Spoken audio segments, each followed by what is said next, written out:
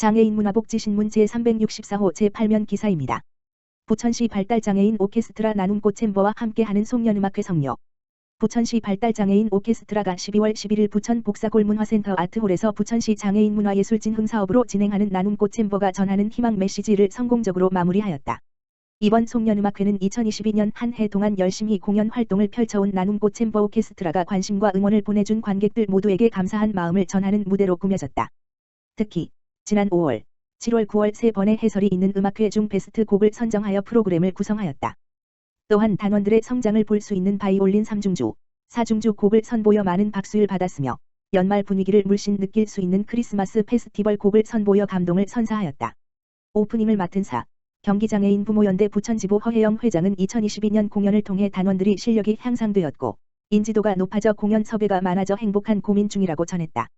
실제로 SBS 아침 방송 특선 다큐멘터리, KBS 3라디오 내일은 푸른 하늘, 팟캐스트 속내동깨디오에 출연하였고 많은 지역 신문과 인터뷰를 진행하였고 부천여성회관, 인천가톨릭교구와 마을을 체결하여 지역 내의 네트워크를 촘촘히 이어나가고 있다. 또한 허혜영 회장은 발달장애인이 문화예술인으로 자립하고 나아가 직업인으로 자리매김할 수 있게 앞으로 더 노력할 예정이라고 말하며 경기장애인 부모연대 부천지부는 발달장애인 오케스트라뿐 아니라 더 많은 예술 동아리들을 지원, 활성화하기 위해 문화예술공연단을 만들어 더욱 폭넓은 장애인 문화예술 기회와 지원 체계를 만들 것이라는 다짐을 전하였다. 클로징을 맡은 김다인 단원은 한 해 동안 즐거운 마음으로 한 무대를 즐기며 연주하였으며 이러한 소중한 기회를 주신 관객들에게 감사한 마음을 전달하며 내년에는 더욱 바르게 성장하는 바이올린 연주가가 되겠다는 소감을 전하며 마지막을 소개하였다. 이번 음악회를 지켜본 시민 관객들은 전공자가 없는 오케스트라는 것이 믿기지 않다며 이제는 부천을 대표하는 오케스트라가 될 것이라며 앞으로 연주 활동이 더욱 기대되며 다음 공연을 기다려진다는 감상을 전하였다. 부천시 발달장애인 오케스트라 나눔꽃 챔버는 음악에 대한 열정과 재능을 지닌 경기장애인 부모연대 부천지부 발달장애인과 부모, 강사, 재능 기부자로 구성되어 있는 오케스트라이다. 서로의 소리를 들어가며 하나의 선율을 만들어내고 그 과정을 통해 이해와 배려를 배우고 나아가 관객들에게 감동과 희망을 전하며 지역 안에서 예술활동을 꿈꾸고 있다. 부천시 평생학습 동아리 성과공유회 대면 개최. 부천시는 지난 14일 송내시민학습원, 송내어울마당 2층에서 2022년 평생학습 동아리 성과공유회를 3년 만에 대면으로 개최했다. 성과공유회는 부천시 평생학습 발전에 기여한 평생학습인을 격려하고 시민들의 지속적인 평생교육을 위해 애써온 관내 평생교육기관 및 단체, 강사, 활동가, 학습자 등이 참여해 다양한 사업 성과와 학습 경험을 나누는 의미 있는 자리다. 이번 행사는 평생학습 유공자 표창 평생학습 토크 콘서트 평생학습 동아리 작품 전시 및 공연 소통회 장 등 다양한 프로그램으로 진행됐다. 평생학습 유공 표창 수여식에서 평생학습 진흥을 위해 노력한 김은기, 부천시 장애인 종합복지관, 임상희, 유한대학교, 김주영, 활동가, 김현희, 활동가, 안호정, 활동가, 이윤정, 활동가, 총 6명에게 표창장을 수여했다.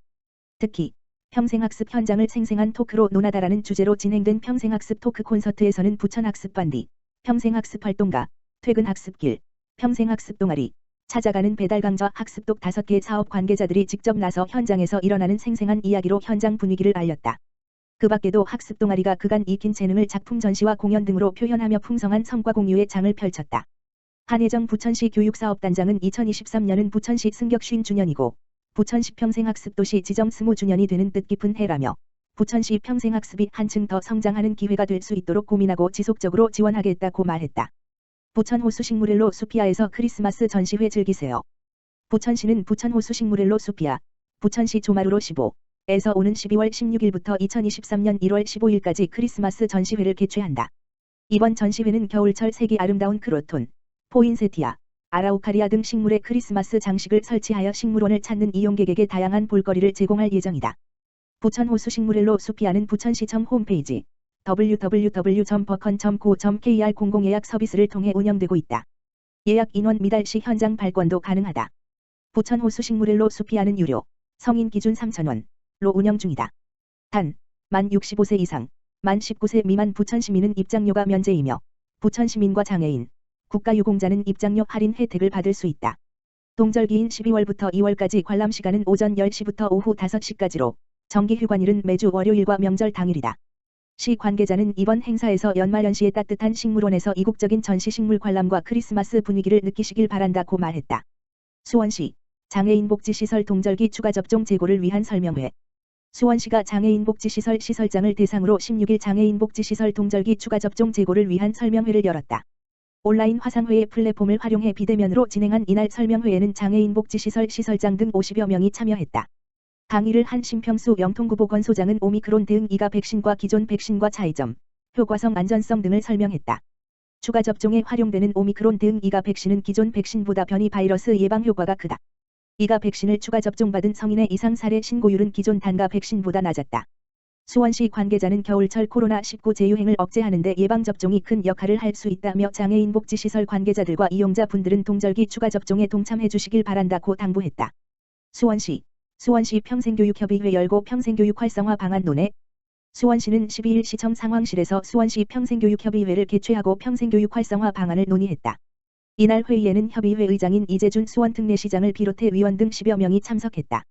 이날 회의에서는 선도적인 평생학습 통합 플랫폼 구축 방안, 평생학습 기반의 장애인과 비장애인의 사회통합체계 개선 방안, 수원시 평생학습 관련 조례의 효율적 운영을 위한 개정, 안, 검토 등을 논의했다. 평생학습 통합 플랫폼은 강사 등 평생학습 전문 인력 지원 체계를 구축하고 인정 네트워크의 장을 마련하는 것이다. 평생학습 기반의 장애인과 비장애인의 사회통합체계 개선 방안은 평생학습 사각지대에 놓인 장애인을 위한 평생학습 지원 체계를 구축하는 것이다. 이재준 수원시장은 언제 어디서나 누구나 배우며 성장하는 평생학습 도시를 만드는 데 힘을 모아 달라며 수원시가 글로벌 평생학습 도시로 위상을 공고히 할 수 있도록 적극적으로 지원하겠다고 말했다.